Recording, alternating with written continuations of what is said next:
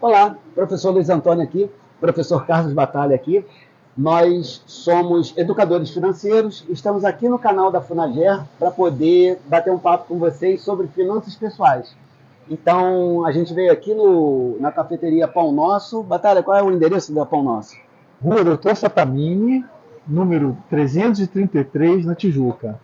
Isso aí.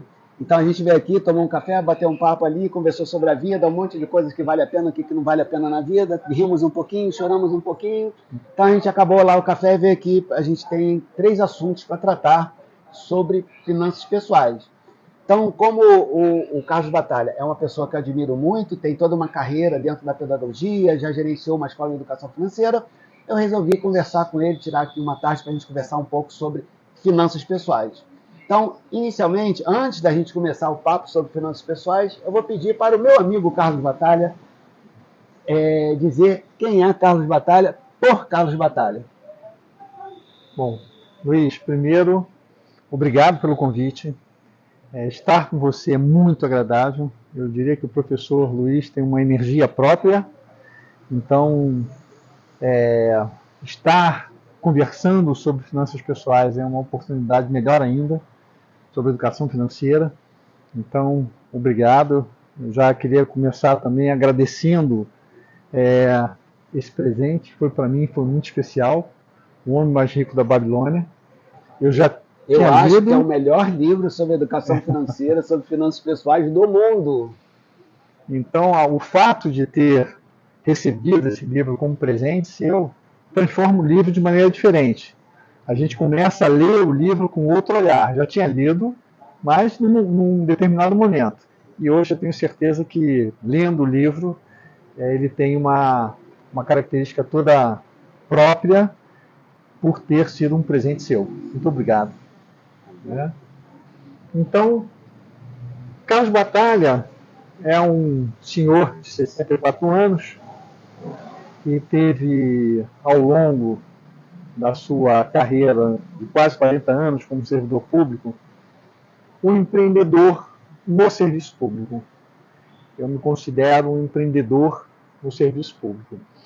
Eu cheguei a falar isso numa palestra e eu entendo que, ao invés de simplesmente ficar parado, estagnado, às vezes numa condição de estabilidade funcional, que a gente fala, né, do serviço público, eu resolvi empreender. Mas empreender dentro do serviço público. Então eu passei por 4 órgãos diferentes, mais de 30 projetos diferentes.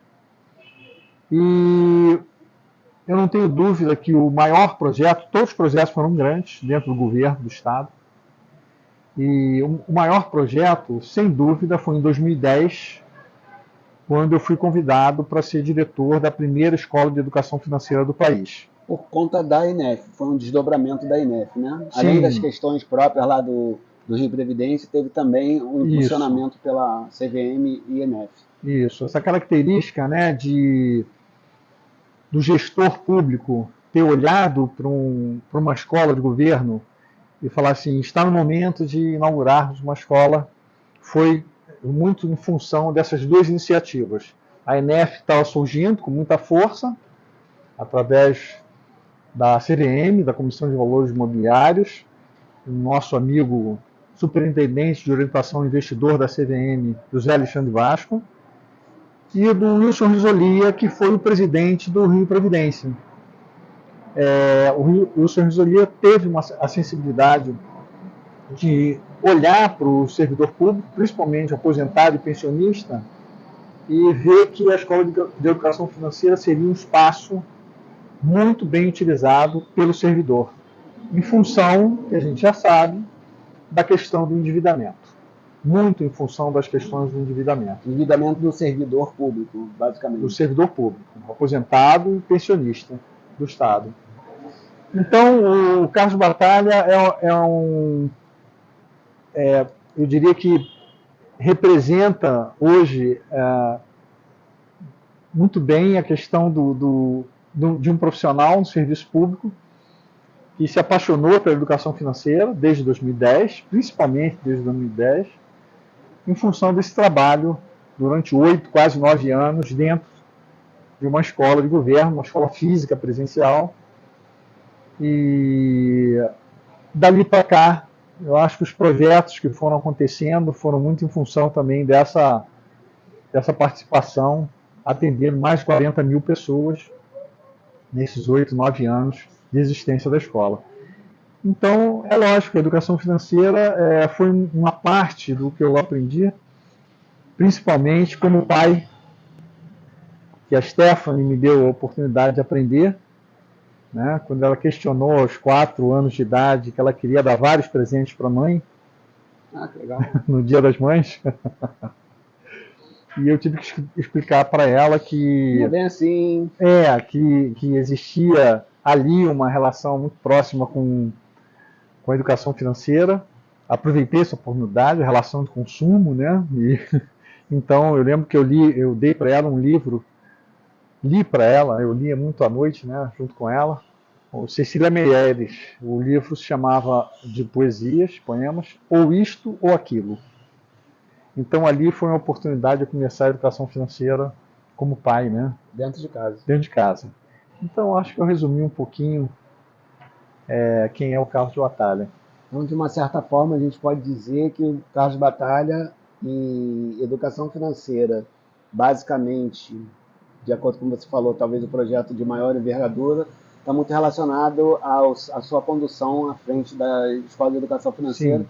que depois veio a se tornar a Escola de Educação Previdenciária. Então, Carlos Batalha igual Escola de Educação Financeira, basicamente. Acho que esse projeto foi um marco assim, de quase 40 anos como serviço público, como servidor público. Queria deixar registrado também que como é que eu conheci a Escola de Educação Financeira. Eu morava na Praça Seca, dava aula em Campos, peguei um ônibus para a rodoviária, o ônibus passava ali naquela rua, qual é a...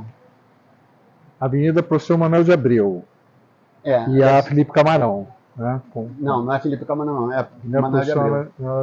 Então eu estava dormindo assim no vidro do ônibus, aí de repente tem um sinal ali em frente à escola, o ônibus parou, por um acaso eu saí do meu sono assim, olhei para a esquerda, eu vi uma placa enorme, Escola de Educação Financeira. Eu não desci na hora porque eu estava indo viajar para Campos para dar aula, e eu falei, caramba, o que é isso? Aí anotei, depois fui lá, bati na escola. O que eu posso falar aqui eu queria conhecer a escola, queria participar aqui das atividades. Comigo mesmo. Aí que eu conheci o Carlos Batalha. Bom, então, Carlos Batalha está muito associado à sua vida ultimamente, né, principalmente, mais intensamente aí nos últimos anos, a esse envolvimento com a Escola de Educação Financeira, o conhecimento também de alguns profissionais que labutam nessa área, inclusive a mim, né, que levo esse tipo de conhecimento num curso de Ciências Contábeis. Então, a primeira pergunta vem aí, professor Carlos Batalha. Tendo em vista essa sua experiência, tendo em vista esse seu relacionamento com a educação financeira, eu perguntaria para você o que é o termo finanças pessoais, mas também a gente poderia perguntar o que é educação financeira, ou ainda, de acordo com os meus estudos, seria literacia financeira, né? Mas dentro dessa ideia, desse conjunto de possibilidades, o que é educação financeira e o que são finanças pessoais? Luiz, acho que a gente pode responder sobre duas visões, né? Uma é aquela visão simplista, que é o que acontece no nosso dia a dia, né?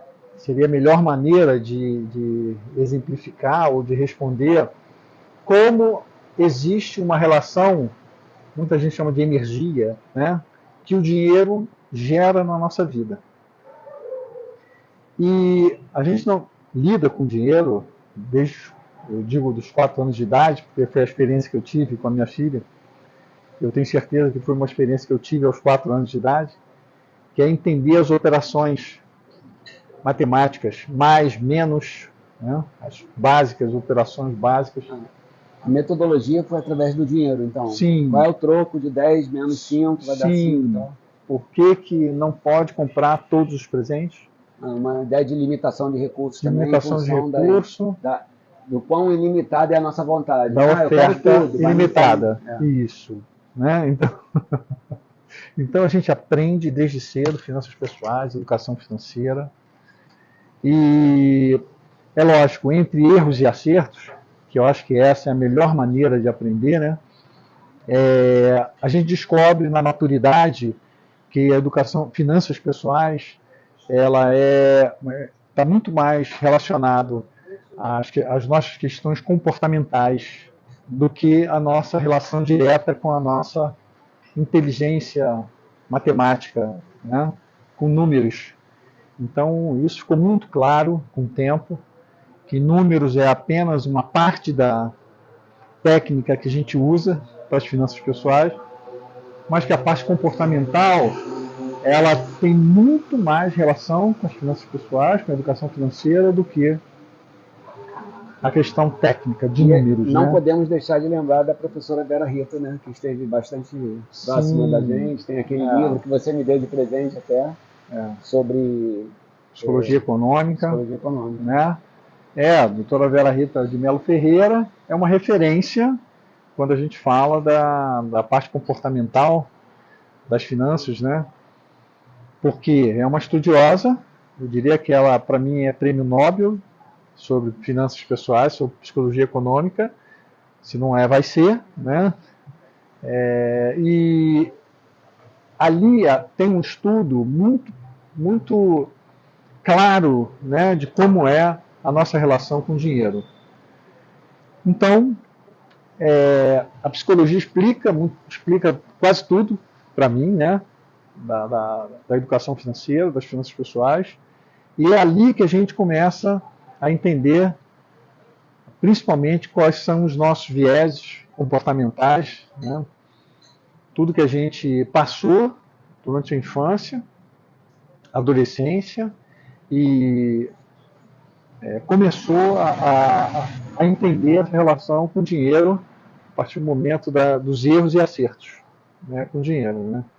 Então, sem dúvida, a Escola de Educação Financeira foi o maior laboratório que eu pude entender, aprender. Foram quase 30 professores, né, 10 instituições, né, envolvendo Banco Central, CVM, BMF Bovespa, hoje B3, SUSEP, enfim, foram instituições que... O FRJ, CRC. Em cada instituição tinha lá um profissional extremamente qualificado para falar sobre finanças pessoais. Né? Então, esse foi o maior aprendizado, foi o maior laboratório. Escutar esses profissionais, entender a vertente de cada um, né, o olhar de cada um sobre finanças pessoais. E eu destaco que de todas as atividades, foram mais de 12 atividades, entre seminários, workshops, curso, palestra, foi uma atividade que se chama Doutor Finanças. E aí, eu não posso deixar de mencionar que o professor Luiz Antônio Oxendorf foi o grande condutor dessa atividade. Eu fiquei praticamente sem interrupção, né? Desde o primeiro atendimento meu até o fim da escola. Era o que as pessoas queriam, ou o que as pessoas precisavam. É de um consultório financeiro, de um médico das nossas finanças, né? Lembrando que a parte comportamental, né, das finanças pessoais era o grande eixo, né, de ligação entre endividados, superendividados e superavitários, investidores e poupadores. E era isso que a gente buscava no início, entender essa relação. Existem só pessoas endividadas, superendividadas ou poupadores e investidores. É isso. Nesse meio aqui, como é que a gente cria uma relação, uma transição entre uma situação e outra? Né? Melhora uma, transformando pessoas endividadas em poupadores e investidores, e melhora quando você já tem uma condição razoável de reserva financeira. Né? Como é que é? Então, até hoje, a gente olha para essa situação e aprende um pouco cada dia com ela, para ajudar as pessoas, né? Para transformar a vida das pessoas. Então, quero destacar que o Doutor Finanças foi o grande eixo de ligação entre esses dois mundos, né? Então a gente pode basicamente concluir que finanças pessoais, educação financeira para você está intimamente ligada à questão comportamental. E, aliás, não é só isso, a gente tem também a parte racional, digamos assim, das planilhas, dos cálculos, das projeções, mas aí talvez 80%, 90% é dependente, digamos, de psicologia, de comportamento. Sim, sim. Bom, então depois dessa questão, dessa associação das finanças pessoais com a parte comportamental, pelo menos com maior significância, vamos para a segunda pergunta que eu escolhi aqui para a gente conversar. Conforme você já falou na sua apresentação, você teve digamos assim, um dos seus projetos mais importantes, de maior envergadura, a questão da educação financeira. Então, minha pergunta seria o seguinte: como foi isso? Como foi gerenciar uma escola do governo, uma escola que era tocada por servidores públicos, auxiliada por trabalhadores voluntários, uma casinha isolada só para essas coisas acontecerem? Então tinha o Doutor Finanças, tinha as palestras, tinha os seminários. Como foi abrir essa porta e conduzir a escola praticamente até quase que o seu término? Como é que foi essa experiência? Bom, Luiz, primeiro recordar esse momento, né, 2010 a 2018, é muito bacana, é muito interessante, porque quando a gente fala de um serviço de utilidade pública, é o que foi, né, sem dúvida, né, a escola, a gente entende que como isso faz diferença na vida das pessoas. Serviço gratuito, uma escola de governo, serviço gratuito, que atendeu 40 mil pessoas. Então a gente não tinha dimensão de como isso ia, no início, pelo menos eu, como diretor da escola, não tinha dimensão de como isso ia afetar as pessoas. Tanto que no início nós buscamos a parceria com instituições do mercado financeiro, mercado de capitais, né, como a CVM, como o Banco Central, como a BNF Bovespa.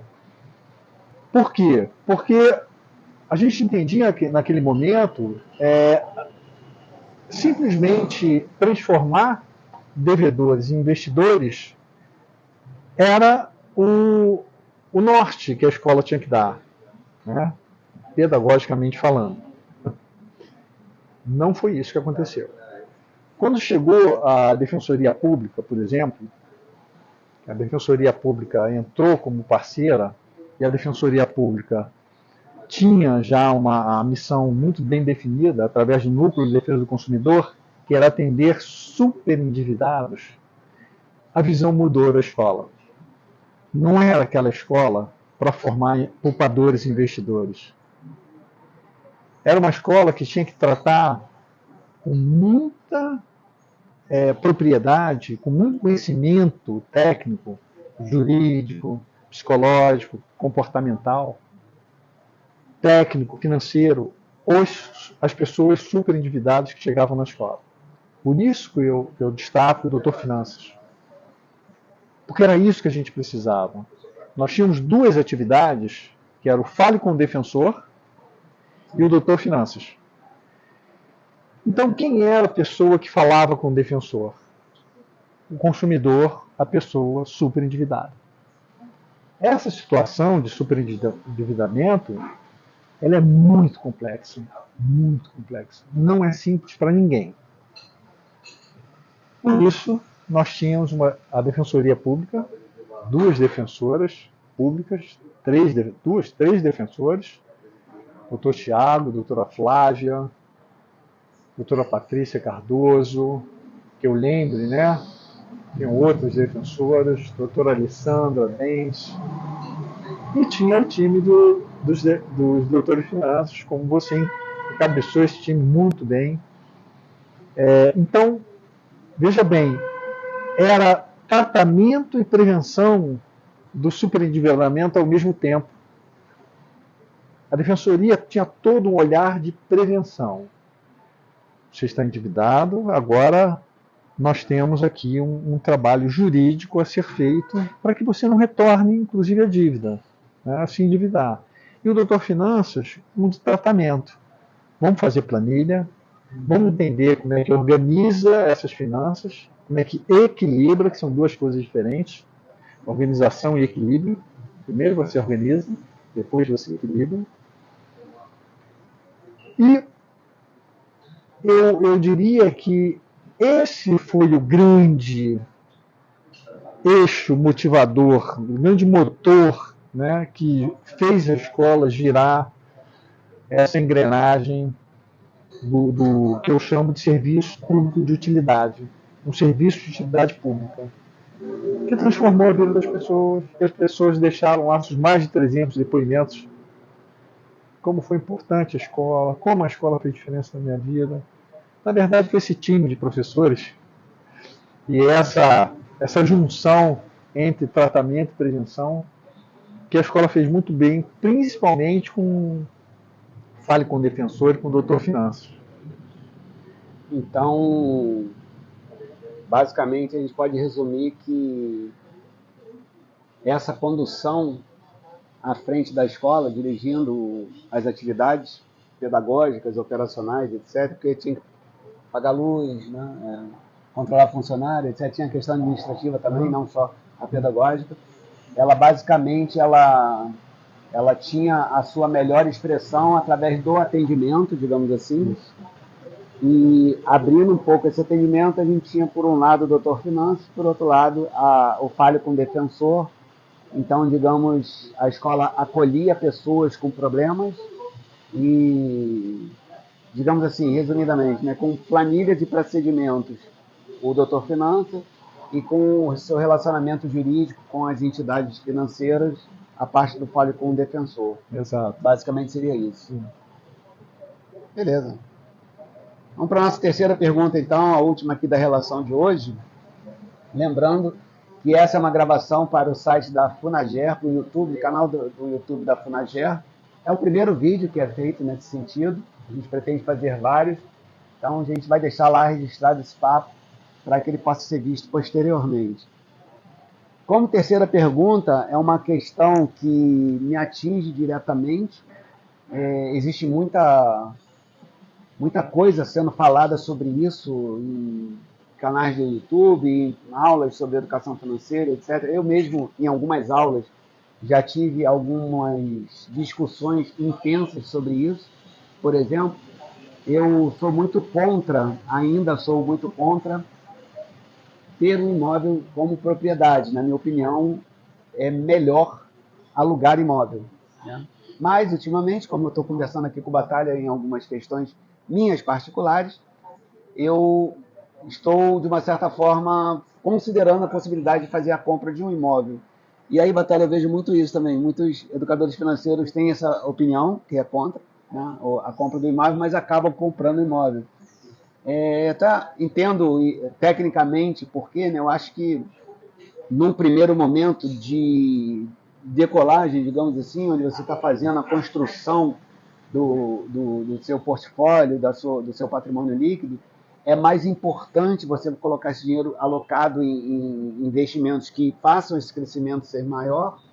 Quando você chega a um determinado ponto, bastante favorável, bastante mais favorável, 3, 5, 8, 10 anos à frente, a compra do imóvel não é uma coisa que, a meu ver, assim, complica muito o patrimônio líquido, e aí passa a ser até uma diversificação, né? Você tem investimentos e o imóvel não é uma coisa assim ruim. Mas, em princípio, ainda mantenho essa questão, a pessoa, no processo de criação de riqueza, é melhor para ela, é mais barato alugar um imóvel do que comprar.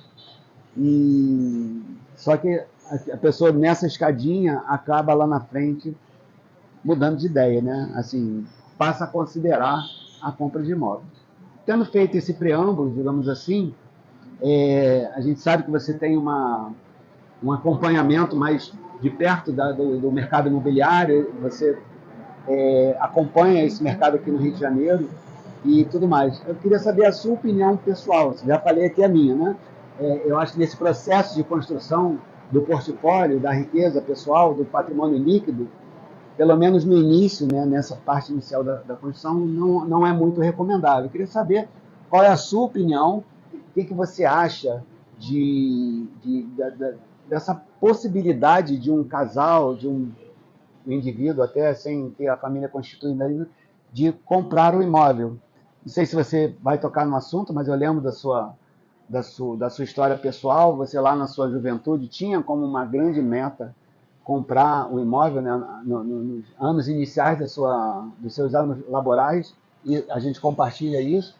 Assim que eu pude, eu dei entrada num apartamento, e isso quando eu tinha 20 e poucos anos, 21, 22. Isso, quando a gente era jovem, talvez a maior meta de uma pessoa, né, era ter a casa para morar lá com a família. Então aí depois, já agora, com um pouco mais de experiência de vida, o que você acha, você acompanha o mercado imobiliário, conhecendo opiniões adversas como a minha, por exemplo, essa questão mais racional em relação a isso, qual a sua opinião sobre dentro do portfólio da pessoa ter um imóvel ali? Luiz, é importante essa pergunta, porque eu acho que é aquilo. Eu vivi numa época que quem casa quer casa. Então, eu acho que era a primeira grande decisão nesse contexto, né, de criar família, de casar, juntar renda. E eu não fui diferente. Eu embarquei nessa, né? Então, eu não tive um imóvel alugado. Nós decidimos comprar. A minha esposa tinha uma profissão definida, bem definida. Eu era servidor público, ou seja, a tal da estabilidade funcional permitia que a gente entrasse num programa de financiamento por 30 anos, apesar dos juros altos que já eram praticados naquela época, mas a minha experiência foi essa. Eu não tive dúvida. E só teria duas opções, né? Comprar ou alugar.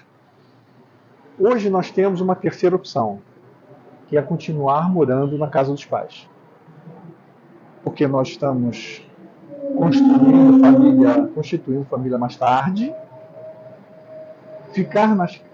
Morar na casa dos pais garante um conforto e, ao mesmo tempo, você pode depender menos de investimento nesse tipo de patrimônio, que é alto, consequentemente, num financiamento que continua com juros altos. Então, o que eu poderia dizer hoje sobre esse sonho de consumo? Ele não é mais o sonho de consumo do brasileiro. Algumas pesquisas mostram que o sonho de consumo passou a ser viajar e não mais acumular patrimônio dessa forma, pagando 2 imóveis, às vezes, num plano de financiamento de 30 anos, entendendo que acumular uma reserva para comprar um imóvel à vista é bem complicado, né? Então, é interessante, porque você olha para a geração atual, né, e vê que, ao mesmo tempo que alugar um imóvel, quando sai da casa dos pais, alugar um imóvel para morar junto é a primeira opção. Só que o tempo vai passando, os filhos chegam, e o aluguel, o imóvel que não é seu, que pode ser tomado a qualquer momento, né? Lógico, o proprietário tem esse direito, né, de exigir a venda do imóvel, e isso passa a ter uma relação de prioridade mais próxima a uma prioridade maior. Então, interessante, porque eu vejo que nós estamos voltando Um pouquinho essa questão depois do filho, um pouquinho mais de idade, opa, chegou na hora de ter um teto, de ter um imóvel próprio em função da constituição dessa nova família. Eu não sei se você sabe, mas o Gustavo Cerbasi, você deve lembrar dele, Sim. ele passou boa parte da juventude dele morando com os pais. Isso permitiu a E ele... acumulando renda. Pois é. Ah. Isso permitiu a ele, com o conhecimento que ele tinha sobre o mercado financeiro, onde ele trabalhava, poupar 60% da renda, que é uma coisa difícil para fazer. Muito. Né? Então ele conseguiu atingir um portfólio relevante, em grande parte por causa dessa questão. Então é realmente algo a ser considerado. Né? Eu não estava lembrando desse detalhe, mas ele realmente é muito importante. Sim, sim. Eu vejo no mercado imobiliário, já que eu estou próximo ao mercado imobiliário, parte de venda de imóveis, as pessoas liquidando os seus imóveis depois de 60 anos. Opa, como assim? A pessoa já tem um imóvel, alugou o segundo, gerou renda, e depois de 60 e poucos anos, 70 anos, quer aproveitar essa renda, não com aluguel, quer vender o imóvel para usufruir dessa renda. Ah, tá. Então, durante a vida, compra o imóvel, digamos assim, liquida, vende e gasta dinheiro. Isso. Existe esse perfil. E o outro perfil é deixar para herança. Está diminuindo. Eu vejo assim, que pelo menos na minha realidade, de acompanhar proprietários de imóveis, essa relação de herança está diminuindo. E está aumentando a relação de uso desse imóvel através da venda do imóvel, a partir de uma certa idade.